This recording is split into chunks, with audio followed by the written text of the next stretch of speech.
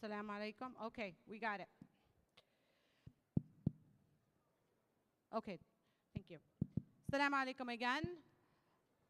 My name is Rama Atiya and I am an AMP board member. We as an ummah are like one body.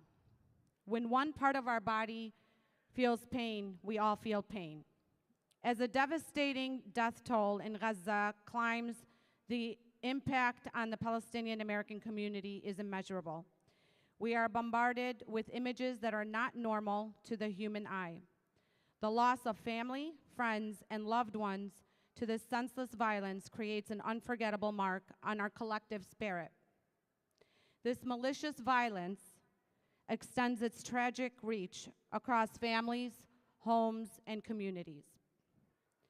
In Palestine, trauma does not sit alone with the individual, and it does not lie idle in the past.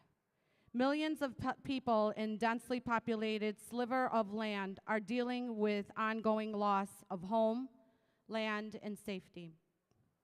Oppressive policies, displacement, and denial of homes have long-lasting effects on families for generations, when it is a never-ending cycle of suffering and survival. Intergenerational trauma is the transmission of trauma from the first generation of survivors to generations to come. These past few weeks, the AMP family has mourned the grievous loss suffered by members of our own team due to the ongoing Israeli onslaught on Gaza. This evening, you will get a chance to step into their stories and learn more about their connection to Gaza and share how they've been able to continue to do the work they do while worrying about their loved ones. I want to introduce our speakers for this evening. I will be your moderator, and our first speaker is Deanna Uthman. Deanna is a Palestinian-American from Oak Lawn. Ms. Uthman is both a journalist and educator. She currently teaches high school English as well as a course on media and culture at Universal School. She has a religion column on the Huffington Post, Tribune, the Chicago Sun-Times, and Salon.com, the New Arab, and many other outlets. She also served as assistant editor of Islamic Horizons magazine. And Deanna Uthman has served on the board of AMP Chicago for 12 years and has also served on the board of CIOGC. She is from the West Bank, but has traveled to Gaza twice, most recently in June 2023. This is Deanna on to my right.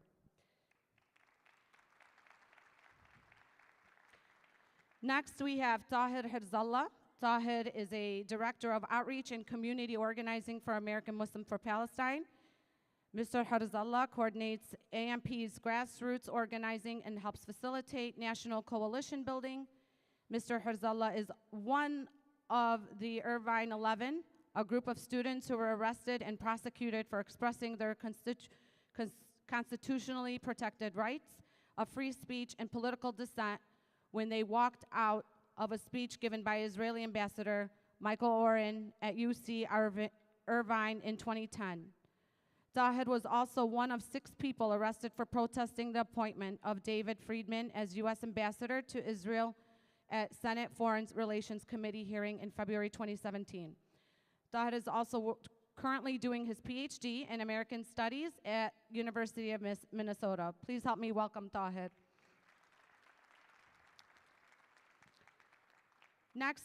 Our next speaker is Zarifa Baroud. Zarifa is a PhD candidate at the University of Exeter European Center for Palestine Studies. I know I butchered that, didn't I? She currently works at the Digital Media Associate with American Muslim for Palestine. Zarifa received her master's degree in policy studies from the University of Washington, where she researched American aid programs to the Israeli military. Please help me welcome Zarifa Baroud.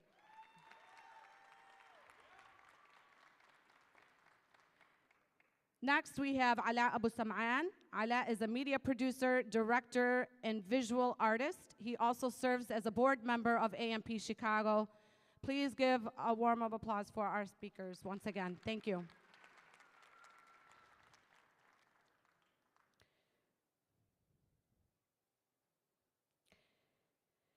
So this evening, we're going to go ahead and ask a few questions to our speakers to kind of help us connect a little bit more with people of Gaza and have a deeper understanding of how it's been for for our four speakers as well and their experience. So my first question, and anyone can go first, it doesn't matter. What is your connection to Gaza? Want to take that? Okay.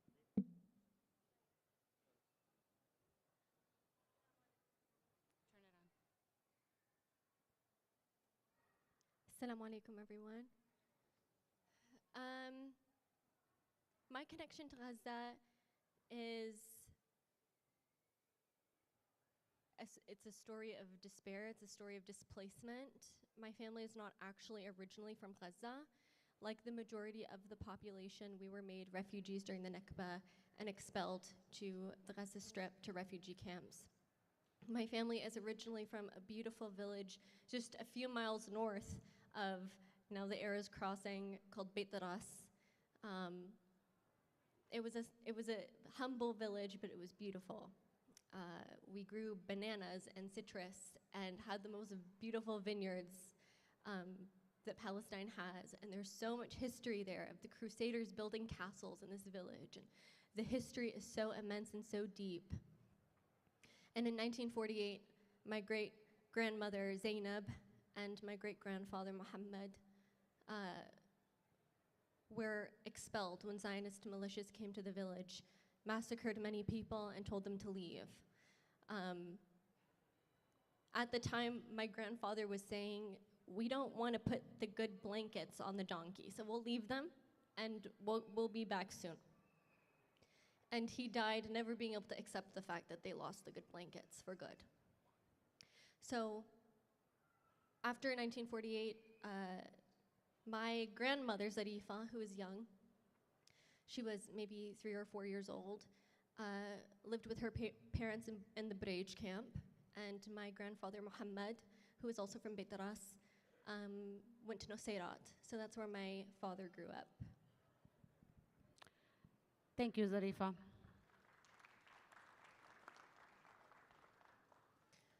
So my connection to Gaza is actually through marriage. I'm from the West Bank village of Bitunia, and my husband is from the Jabalia refugee camp in Gaza. Interestingly enough, I've never been to the West Bank village of Bitunia, but I've been to Gaza twice.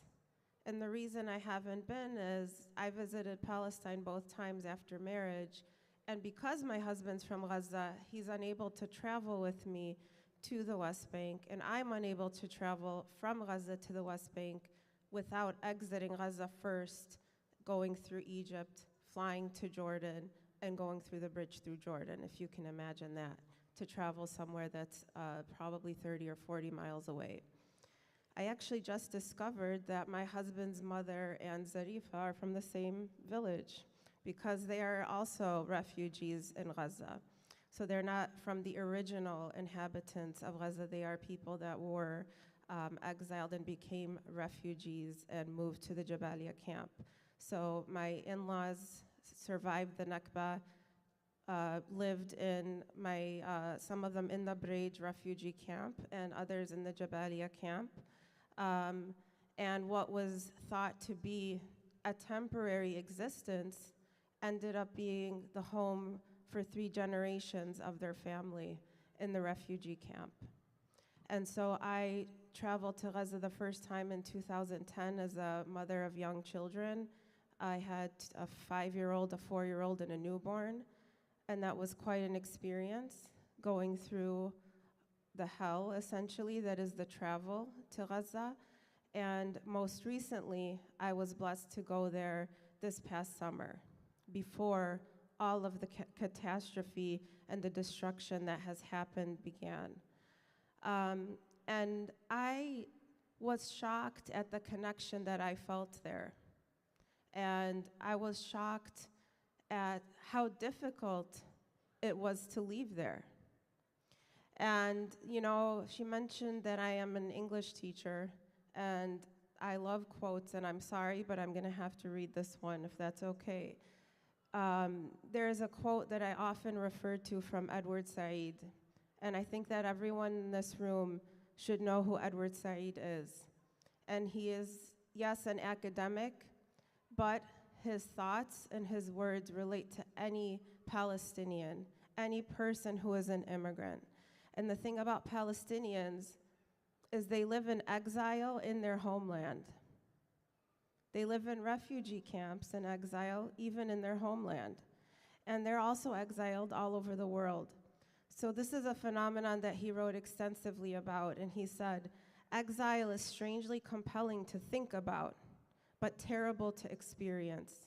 It is the unhealable rift forced between a human being and a native place, between the self and its true home. Its essential sadness can never be surmounted. And while it's true that literature and history contain heroic, romantic, glorious, and even triumphant episodes in an exile's life, these are no more than efforts meant to overcome the crippling sorrow of estrangement.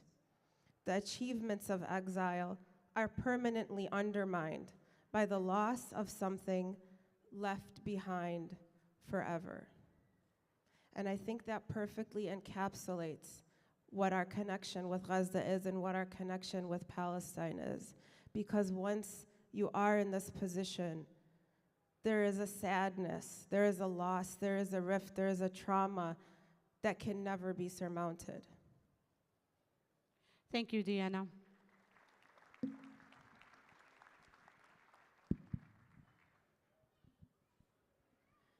Gaza for me is a little bit different, maybe because I was born and grew up in Gaza. And I know so many people who visited Gaza who were not from Gaza but visited Gaza. And if you visit Gaza one time, you will fall in love with Gaza. You will fall in love with the warmth of people, the generosity of people. And if you love seafood, you definitely will like eating seafood at Gaza. It's totally different. This is if you are a visitor. But for me, it's different because I was made in Gaza. All my memories were there. My friends, I did go to school there. I used to walk from Mukhayyam al-Shati, the Shati refugee camp, to my school. And on my way walking there, reflecting, keeping memories of places and people and different aspects of the city and the camp. And all these things I still recall even after, being away from Gaza for now around 12 years. It's still engraved in my mind. So Gaza has a lot of memories. For me, it's a place that I would always love to go back to.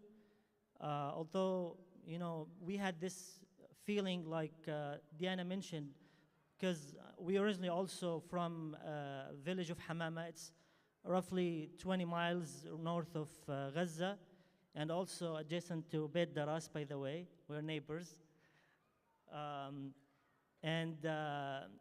Having this feeling that you belong and you don't belong. You are part of the place, but it's temporary. We were hoping that we will go back, inshallah. So we grow up with this, loving Gaza, the place that gave us opened arms and gave us place to live and warmth. And even my parents, my grandparents, when they moved first time to Gaza from Hamama, they knew that there is a family in Hayy al-Zaytun. They hold the same name, Abu Sam'an, but they're not blood relatives. But because they have the same name, they went there and they actually lived with them in their houses for quite some time until they moved to Mukhayyam al-Shati, where they started their life there. So people in Gaza are very welcoming, very warm. And I felt that when I went last year, actually, we had a chance to go with my family. Karim and Jude, my kids, were very young when we left Gaza. When we came back, they didn't want to leave Gaza. They didn't want to come back. They felt very safe. They felt the sense of family and how they can go anywhere. They can talk to people. They can go buy food or hang out with their cousins. So they loved the atmosphere there.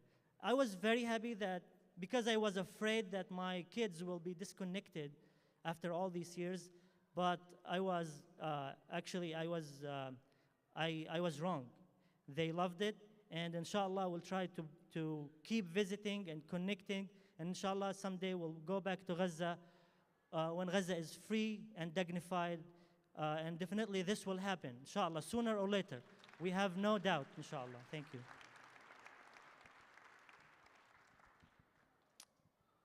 What is my connection to Gaza? Gaza is,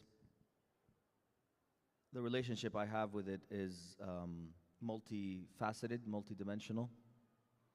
In some ways, my primary connection to Gaza is through my father, who was born in Gaza in the early 1960s.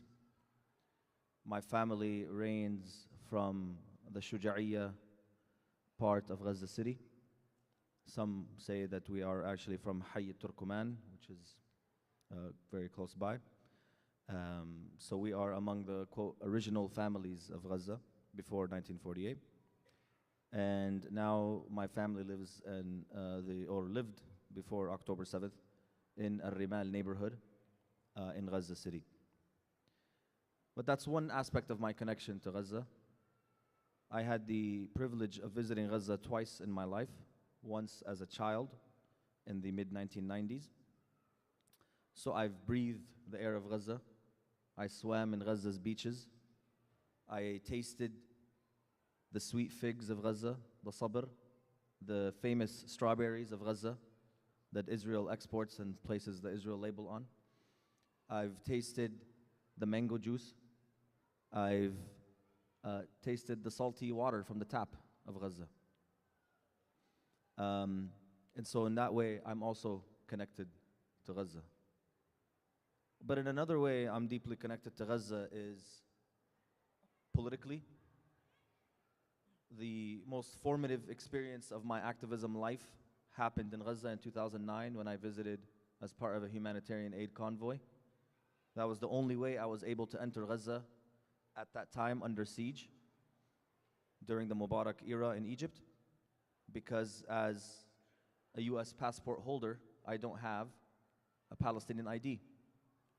My grandfather left Gaza before the 1967 war, and so because he did that, all of our family was not granted the ID card after Israel occupied in 1967. And so, although we were never refugees, we became, by default, refugees. And so, although my father was born in Gaza, he only lived in Gaza for 2.5 years of his life. So in that way, I'm connected to Gaza as well. But the political aspect and what drives me is the fact that wherever I go in the world, whether it's here in Chicago, Illinois, or Los Angeles, California, where I grew up, or in Algiers, Algeria, where I went to visit my wife's family, or in Jordan, or in Europe, wherever I go and I mention that I'm from Gaza, the immediate reaction of any person of good conscience is to give me a warm embrace. And especially in Algeria, I had never felt like a king more than I did than when I was there. The people have, all around the world, have a strong affinity with Gaza, have a deep respect with Gaza, not because the people of Gaza are, look different or they smell different, but because the people of Gaza have endured such incredible challenges, tragedies, genocide, and remain resilient, that the people have no choice but to respect Gaza and the people of Gaza. And for me, that is something I take immense pride in and drives that deep connection in whatever I do. that even in the Palestine work that we do in America, because I am from Gaza, I have to do more. Because I am from Gaza, I have to be louder. Because I am from Gaza, I have to be stronger. And in many ways, this has shaped who I am as a human being, more than just being an activist, but shaped who I am as a human being, shaped who I am as someone living this life, navigating day to day. And so those are my connections to Gaza. Thank you. It's amazing how they all are connected to Gaza in different ways. They've shared that they're connected through marriage, family, they're connected through the beauty of Gaza, the food of Gaza, politics of Gaza, and more. Thank you for sharing that.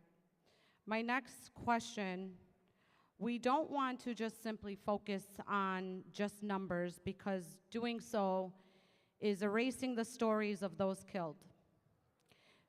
Please tell us a story of someone you lost or is currently going through this genocide.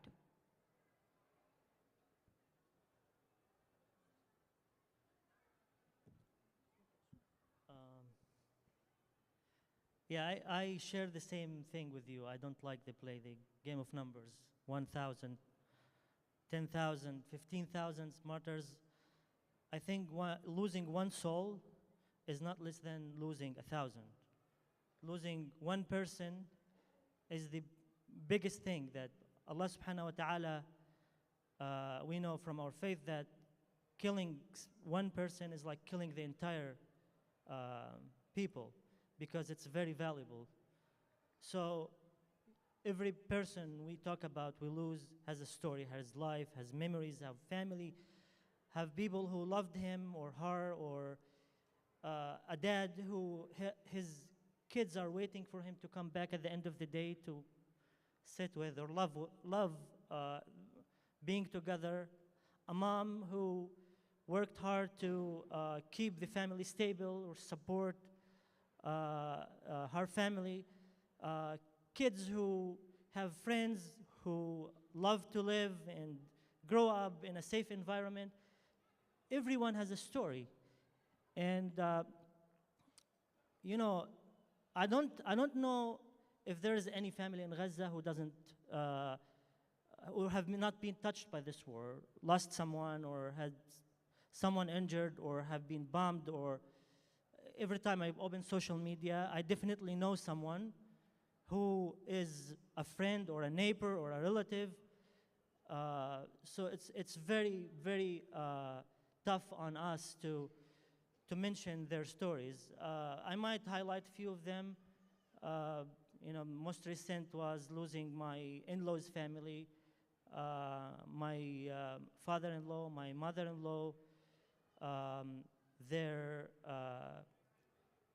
grandson, and the wife of my brother-in-law also, and some relatives to my wife, her aunt husband, his son, their in-law, two of their in-laws, and a baby. It was very shocking to us to know that we lost them all of a sudden.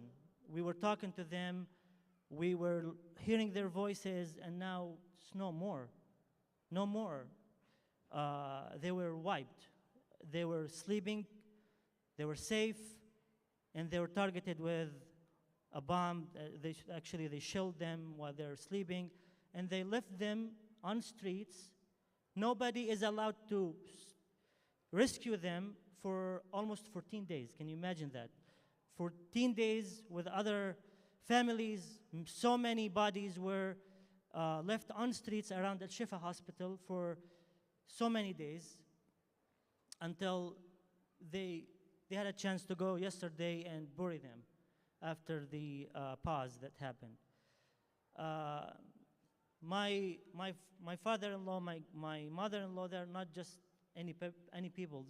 My father-in-law is a professor. He used to be the president of the Islamic University of Gaza. Also, my mother-in-law, she was the deputy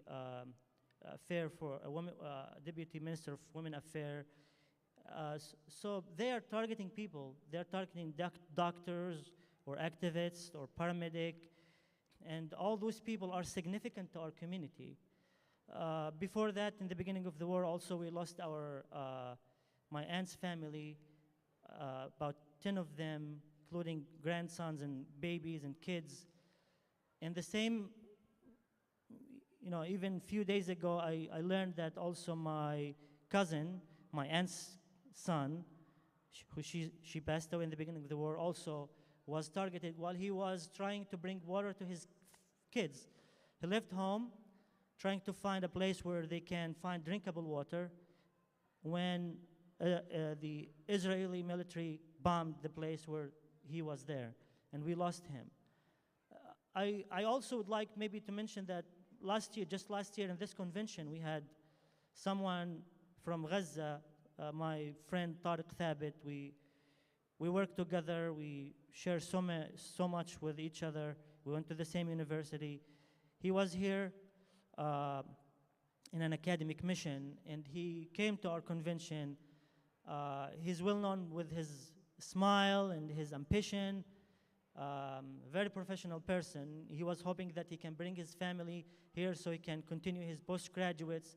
He has dreams. He was planning for his future.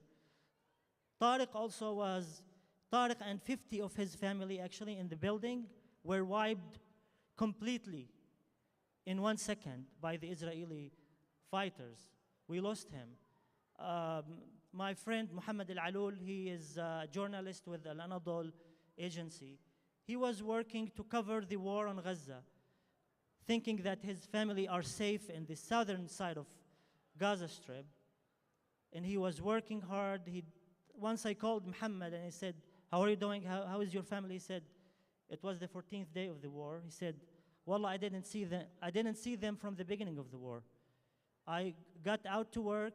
I didn't have a chance to come back and see them. And we just want to cover the war. It's very tough. And he mentioned that they were sleeping on streets and just, trying to follow up with what's going on. For 14 days, he didn't see his family. And all of a sudden, they called him and they said, Muhammad, you lost 6 of your kids. They've been killed.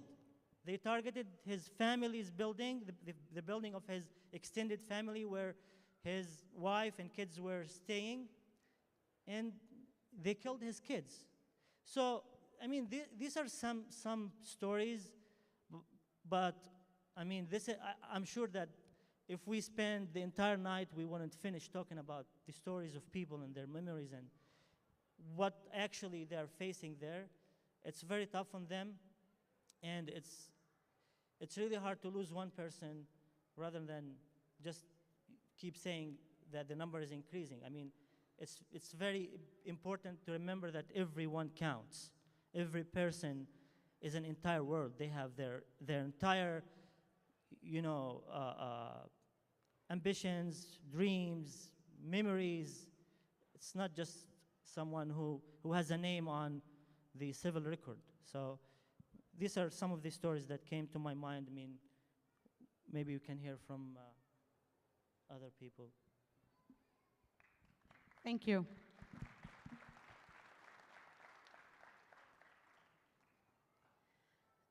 This is a hard question because I don't know who to choose. When I was in Gaza, summer of 2022 was my first time ever being able to go. I met like everyone within the span of 3 months or so. And I particularly connected with my cousin Wala because she was around my age. I'm 25, she's 26. She has 2 sons, one of them is 10 and the other was 6. And she was married and she had the same interests as me. She liked the same kind of movies as me. She enjoyed makeup, she enjoyed fashion. She was just a young girl, right? With the same kind of interests that many young girls have. And she was the daughter of my Amo Ibrahim, who's very close to my heart and very close to the heart of my father and all of our family. 3 weeks ago, I believe, she was killed with her son, Zain, who was 6, and her husband, and her brother-in-law.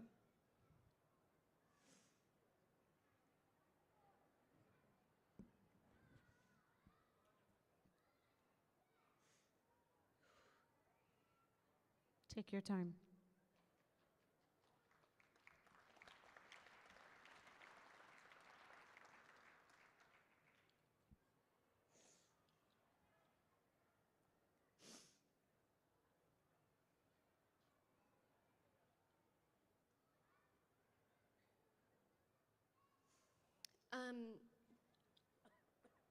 About a week after that, my uncle Ibrahim's house in the Shalti camp was destroyed.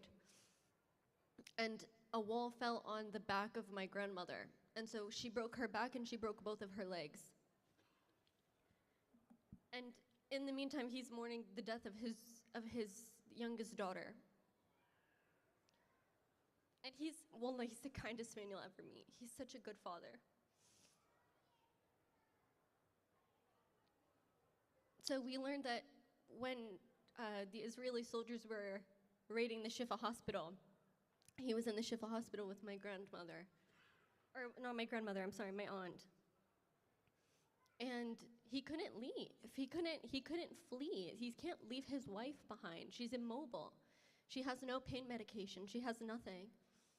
And a week later, his brother, my uncle Ihab, was killed. So, you know, inshallah, they're all will hold the ranks of martyrs and will be granted the highest levels of Jannah. But we have to continue the fight for the people that are still alive. Inshallah.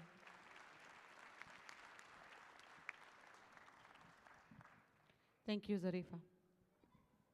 I know that was hard for you. Thank you for sharing your story.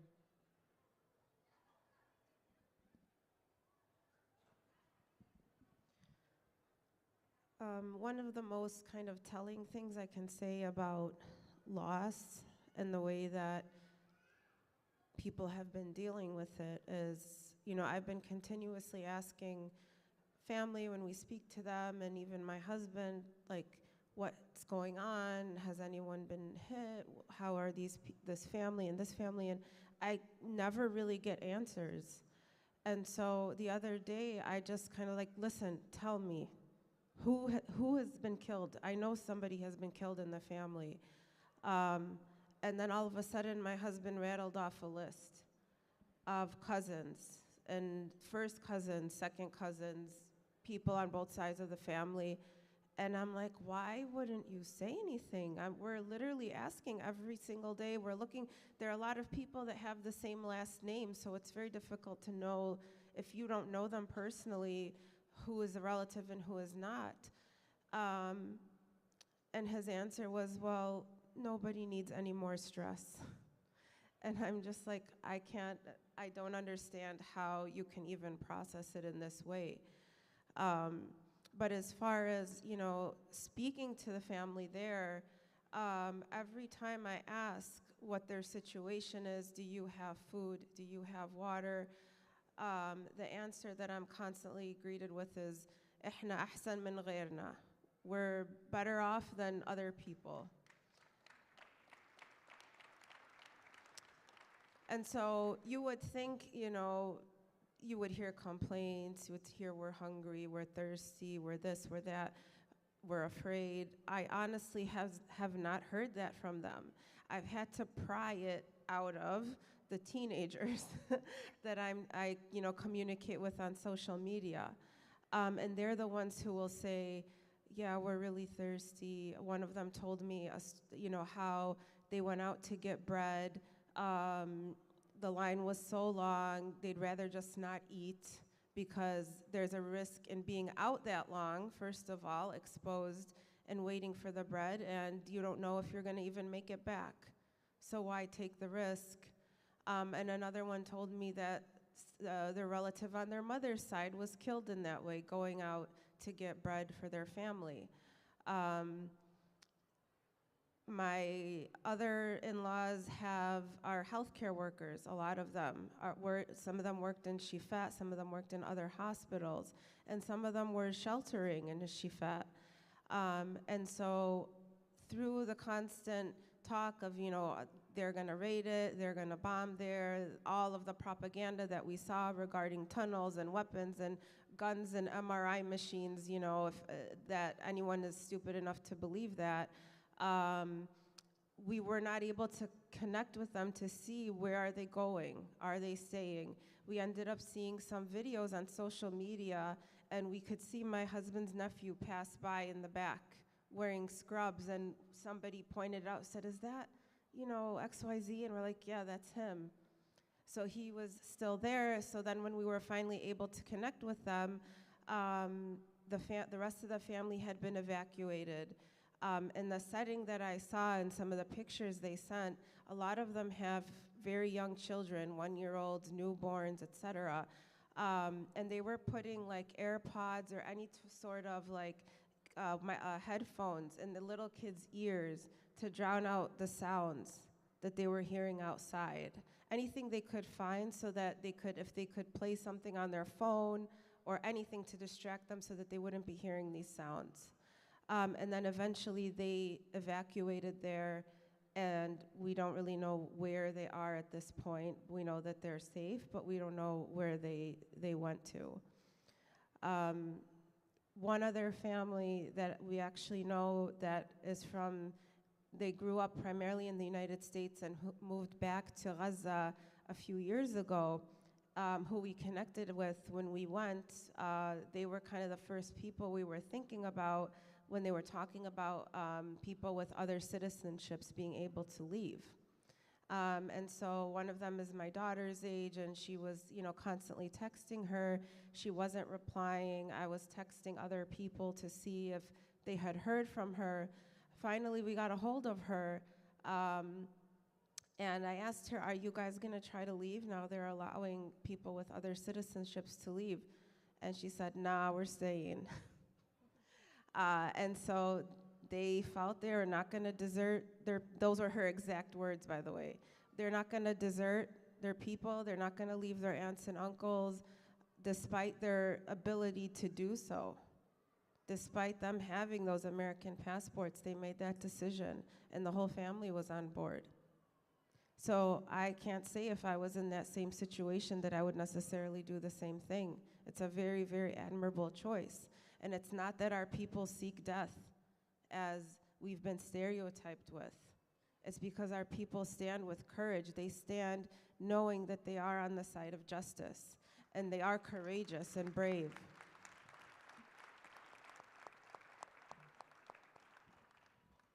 Thank you, Deanna, for sharing that.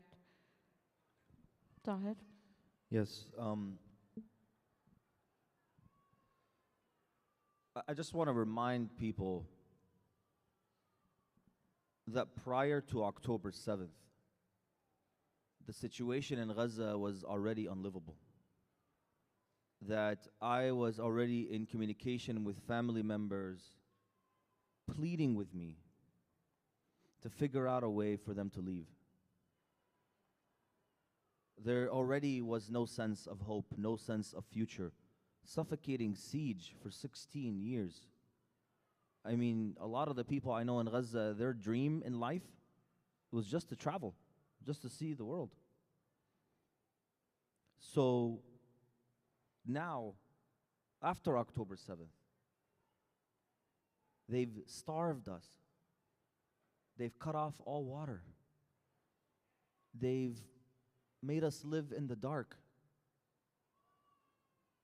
And so for me, over the past 7 weeks, the first 2 weeks, I was in a constant state of grief, to be honest with you. I could barely sleep. I could barely eat. I cried more in those 2 weeks than I ever cried in my whole life. You could ask my wife. But then, since then, my grief transformed into something different. Now I'm in a constant state of rage because the world that we live in allowed this to happen. And I cannot forgive anybody for that.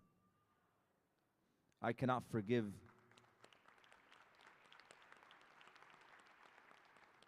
Of course, I cannot forgive our enemies, but I cannot forgive anyone of my friends who stood and did nothing while this was happening.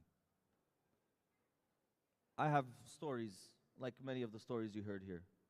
Many stories, and I'll just share maybe one of them. Of the little girl known as Warda Hirzallah, 4 years old, who loved dolls and loved to play outside. Distant relative of ours, I never met her in person. But she was killed with her mother in the first week and a half of the assault on Gaza. And then we found out that my dad's cousins were killed in Gaza with their entire families. Students in college, electrical engineer majors, people who are well educated. And I have other family members who are now displaced. Their homes were destroyed in Al-Rimal. They're living in the south of Gaza. I have one of my father's cousins who has 3 kids, and his wife is pregnant with the 4th in her 8th month, and she's in dire need of a C-section, but she cannot do it because in Gaza the situation is horrendous in the hospitals. And so yeah, I can give you story upon story of devastating sob stories, and we could sit here and talk about it. But what I want to leave us with in this moment is that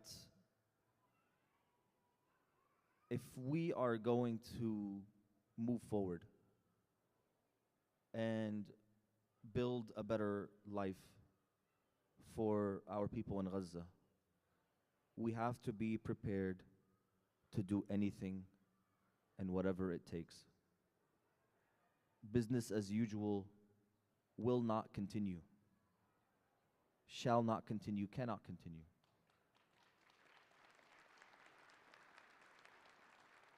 And I mean that for everyone. I mean that for everyone because as Palestinians, we have a communal national responsibility to deal with Gaza. It is not something that's on the periphery of the Palestinian cause. It is not something that we discuss only when Gaza is getting bombed.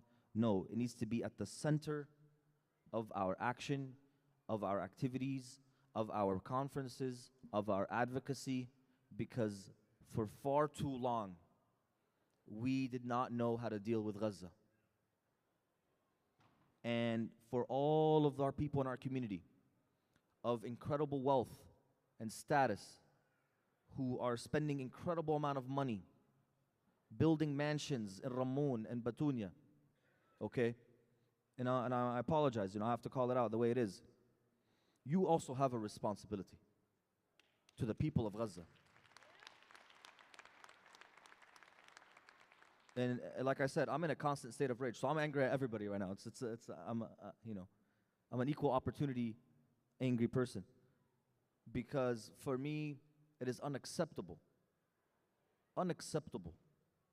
that in a time where we have reached an incredible height and political affluence in this country, we've made incredible gains intersectionally. I mean, you've been to this conference the entire day. You've been seeing the incredible work that organizations like AMP is doing, and so many partners and allies and Jewish groups, etc. That we've reached a point where we can threaten the President of the United States of America. But the children of Gaza still remain under the rubble unburied today. For me, that is unacceptable. That means we have not accomplished what we want. Because liberation is a difficult struggle. Our people not only demand it of us, our people deserve it from us, that we contribute in the best manner possible to this cause. And to honor the memory of all the people that we've lost.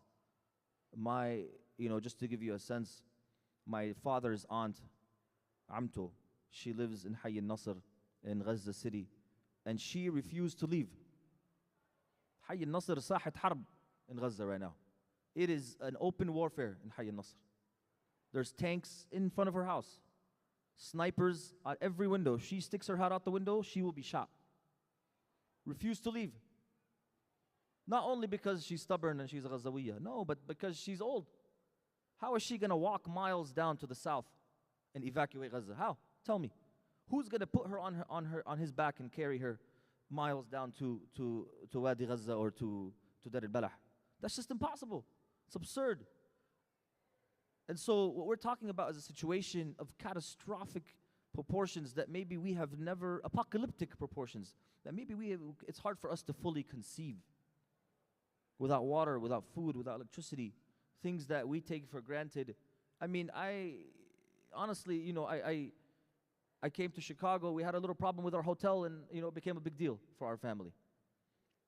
Imagine what life is like in a situation where you can't even access this bottle of water, and I see half full bottles, and I get angry now.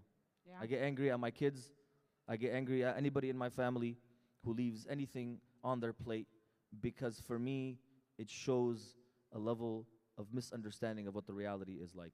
And I want to urge everyone to take this matter seriously and of utmost concern, and to also be in a constant state of rage, as James Baldwin once coined. Thank you, Tahir. And I think you kind of answered my last question, too. So we have only a few minutes left, so really quick, if you can, Deanna, just explain to us how you maintain effective advocacy work while worrying about your family in Gaza. So I was kind of going to echo off of Tahir's rage. And something interesting about that quote is, I believe he said that to be black in America and to be relatively conscious is to be in a constant state of rage. So not even conscious, like just a little bit, relatively conscious, and you will be enraged. And so this is important for two reasons. First of all, this is the time when we need our allies, and we've seen them support us, but we haven't always been supportive of them. And there are so many parallels between the black struggle and the struggle for Palestine. And the fact that so many of Baldwin's quotes and Malcolm X's quotes and so many others resonate so deeply with us is because the struggle is so similar. And what's interesting about Baldwin's quote is it relates to your perception, that are you conscious of what's happening around you? Do you understand what you're seeing on the news? Do you understand what you're seeing on social media? Well, then that should make you angry, and that should motivate you to action. And so for myself, one of the ways that I've been channeling my rage is through media work and trying to answer the call whenever there is a need for somebody to speak to media on behalf of people in Gaza, anyone who has family, et cetera, et cetera. And people kind of assume that, oh, you're used to this, you do this, you're a journalist, et cetera. But honestly, this was something that I kind of was pushed into. It wasn't something that came naturally to me when I was younger. I was very nervous. I'm not a very outgoing person typically, but this was something that was necessary. And it was something that I could do in my head, but I didn't necessarily want to say out loud. And so I had to develop that skill. And as a teacher, I think that that's another important role and another way that I channel my advocacy, because our next generation, yes, they have this passion, and they have the connection, and they have the love for their country, even if they've never been there. But they don't always have the tools to deal with it. And so we have to equip them with this. We have to teach them to think critically, because so much of this war, Israel banked on the propaganda machine. And they are seeing that more and more of the young generation is not stupid enough to fall for this. And they are able to read between the lines, and they are able to see the falsity in so many of their arguments. And so if we don't focus on developing a next generation that has these skills, yes, we need political advocacy, and we need people who do direct actions, and we need all of these things. But essentially, we need to create a generation of, not just activists, our regular Muslim, Palestinian kids, teenagers, college students who are able to engage and think about things on a deeper level and are able to make these connections when they're in their classrooms, when they're in a university setting, when they're approached by somebody. And this is something I think that we really underestimate in terms of both its efficacy and its importance. Thank you. Is it okay if I go over a couple of minutes? I can feel the energy. I feel it from that corner. We have to wrap it up, and you got Okay. less than a minute. Really less than a minute. No, go for it. To answer this question, I would like to read a text message that my aunt Suma sent me 3 or 4 days ago. She currently lives in Karara. Alhamdulillah, she has a nice house that hasn't been very badly damaged, so there are a lot of families from the north that fled that are living with her. I think there's like over 50 people in her house right now. So when we ask, every day, and I'm sure this is an experience that everyone up here has, but every day you reach out and you say, how are you? Are you like, you want a response? It's hard to go to sleep without receiving that response. So when we did receive that response a couple of days ago, this is what she said. Alhamdulillah, we're still physically alive, but I swear to God, I want to die. Wallahi, I'm so close to being crazy. There's no electricity, and the people living with us have intestinal infections because of the polluted water. We want medicines, but I barely have any. For some context, she's an OBGYN. My sons needed the dough at home and baked bread in the clay oven, and they delivered it to the family and the people living among us. Of course, the children are the most important thing. I swear many days me and the ladies sleep without food because there's no bread. We are so ashamed to eat or even say that I'm hungry.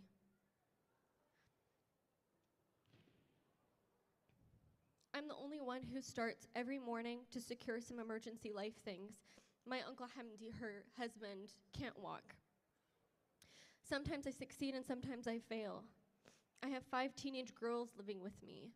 The lowest of rights are women's pads, and I cross the world to get them. Wallah, I know how to talk a lot. I'm talking about things that may not matter, but I want to talk about important things that I try to get out of my head and deny them because I will go crazy.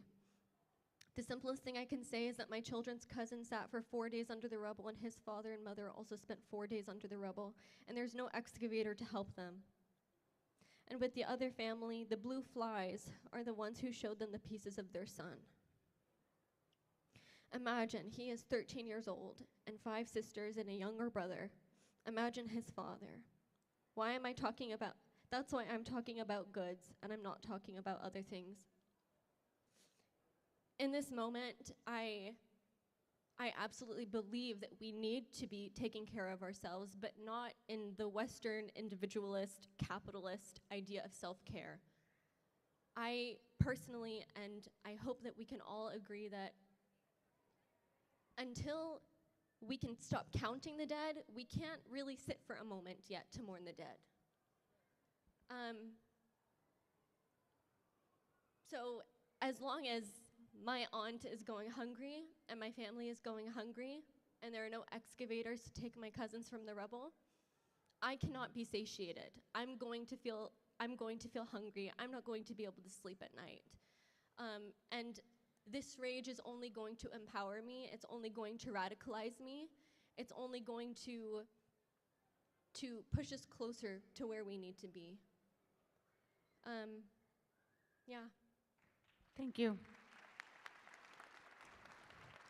Do you want to go? Do you want to end it? You want to repeat the question, or just for Ala to say some few words and I can say something? Just really quick, how with worrying about your family and how, and doing all the work that you do, how have you been able to maintain the advocacy work? Well, I don't think we have any other option but to keep working because we care about them and we wanna be their voice. We wanna continue be active because I mean, the whole thing is going on there to silence the people of Palestine and the people of Gaza. And we shouldn't accept to be silenced. So if the people in Gaza, with all the atrocities and the hardships they have, they still show resilience and strength in going through this tragedy with, high spirit, how could we be like down? How could we stop? How could we be weak or, just fall back and not continue working for Palestine or for them? I mean, I walk in the streets sometimes. If someone asks me, where are you from? I say, from Gaza. I feel that they honor me, but I feel that I don't deserve this. It's actually coming from them. The real heroes are there in Palestine. We're just taking their reputation. We don't do anything. So the little things we do here should not be stopped. And all what we see there, the difficulties, should not intimidate us, should not stop us, and we will continue to be working. I mean, of course, we are human beings, and there are times where I really lose focus. Productivity is really less than before because we are worried about them, but we cannot stop. We have to continue for them, not for us. Thank you. Thank you so much, Ada. I think we have no more time because I've been being pressured to leave, unfortunately, because we do need to clear the room. So I want to thank all our speakers for allowing us to step into their stories. Please give them a round of applause, please. Thank you very much. Thank you.